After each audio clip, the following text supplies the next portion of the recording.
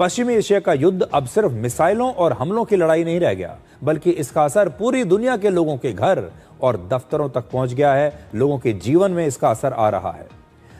आज की बड़ी खबर यह है कि फिलीपींस ने आज से अपने देश में नेशनल एनर्जी इमरजेंसी की घोषणा कर दी है।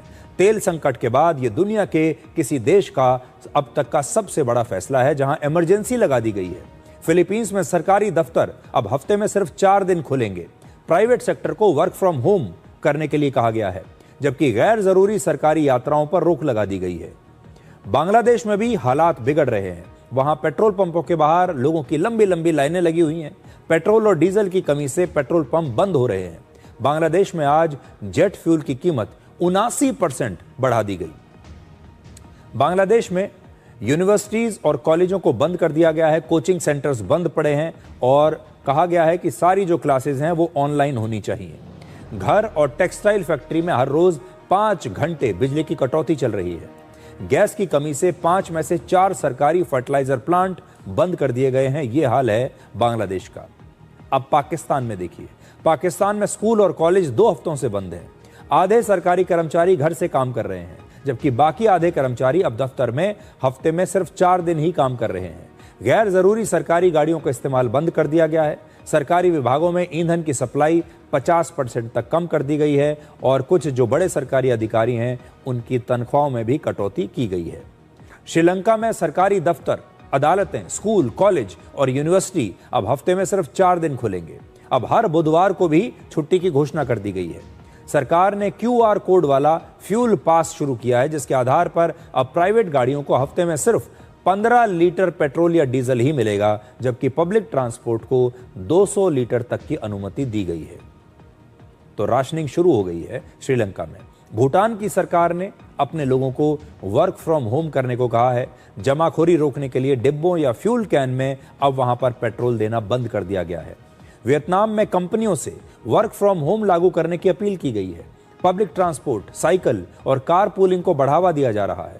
म्यांमार में प्राइवेट गाड़ियों के लिए ऑड और इवन नियम लागू कर दिया गया है। आपको याद होगा जैसे दिल्ली में एक बार प्रदूषण रोकने के लिए किया गया था ऑड इवन, अब दूसरे देशों में म्यांमार में ऑड इवन नियम लागू कर दिया गया है ताकि कम से कम गाड़ियां सड़कों पर निकलें, क्योंकि उन गाड़ियों में डालने के लिए तेल नहीं है। अब आपको बताते हैं कि अफ्रीकी देशों ने क्या कार्रवाई की है। सबसे पहले इजिप्ट देखिए।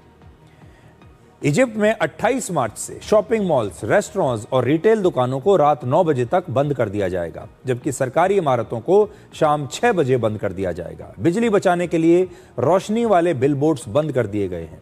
दक्षिण अफ्रीका में अब पेट्रोल, डीजल और LPG सिलेंडर जैसे ईंधन हर व्यक्ति को एक तय सीमा तक ही दिए जा रहे हैं। दिलचस्प बात यह है कि केवल विकासशील देश ही नहीं, बल्कि विकसित देश भी अब तेल संकट से प्रभावित हैं। यूरोप के देश जैसे स्लोवाकिया और स्लोवेनिया, इन दोनों ने डीजल खरीदने पर अब एक कोटा सिस्टम लागू कर दिया है। न्यूजीलैंड में जेट फ्यूल की कीमत बढ़ने की वजह से 1000 से ज्यादा फ्लाइट्स रद्द कर दी गई हैं। न्यूजीलैंड की सरकार 1979 के दौर की कारलेस डे पॉलिसी को फिर से लागू करने के बारे में सोच रही है। 1979 में भी एक ऐसा ही तेल संकट आया था। उस दौरान न्यूजीलैंड में हर कार के मालिक को हफ्ते का एक दिन ऐसा चुनना पड़ता था जिस दिन वो अपनी कार नहीं चला पाएगा, और उस समय हर कार के विंड स्क्रीन पर अलग अलग दिन के हिसाब से एक खास रंग का स्टिकर लगा होता था जो बताता था कि ये कार किस दिन सड़कों पर नहीं चल सकती।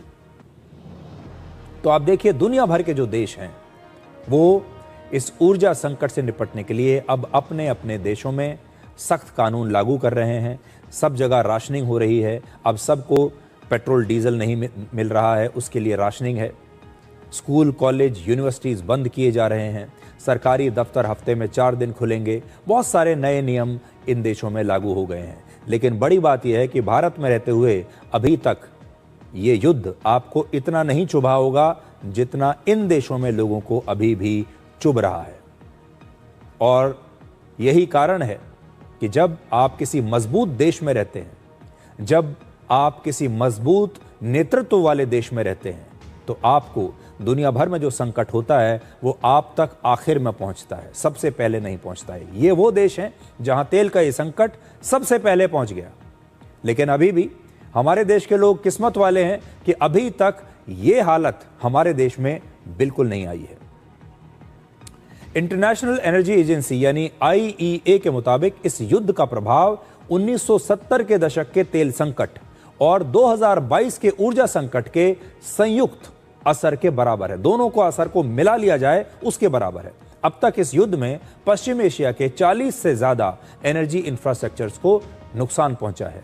IEA के मुताबिक यह नुकसान इतना बड़ा है कि युद्ध खत्म होने के बाद भी रिफाइनरीज और पाइपलाइन नेटवर्क को फिर से काम करने में बहुत समय लग जाएगा। यानी इस युद्ध का असर सिर्फ कुछ समय के लिए नहीं होगा, बल्कि युद्ध खत्म होने के बाद भी कई महीनों तक दुनिया में तेल और गैस की सप्लाई में ऐसी ही कमी बनी रहेगी। इसलिए आप सबको भी हम ये जरूर बताना चाहते हैं कि ये युद्ध अभी चल रहा है, अभी तो ये कमी है ही, लेकिन ये मत सोचिएगा कि युद्ध खत्म होने के बाद इस बार सब कुछ वापस पहले जैसा हो जाएगा। ऐसा नहीं होने वाला। इसमें कई महीने नहीं तो कई साल भी लग सकते हैं, क्योंकि जितना इंफ्रास्ट्रक्चर तेल से संबंधित इस बार बर्बाद किया गया है, नष्ट किया गया है, इसे बनाने में कई वर्ष लगेंगे और तब तक आपको ऊर्जा के संकट की ये जो चुभन है ये आपको ऐसे ही चुभती रहेगी।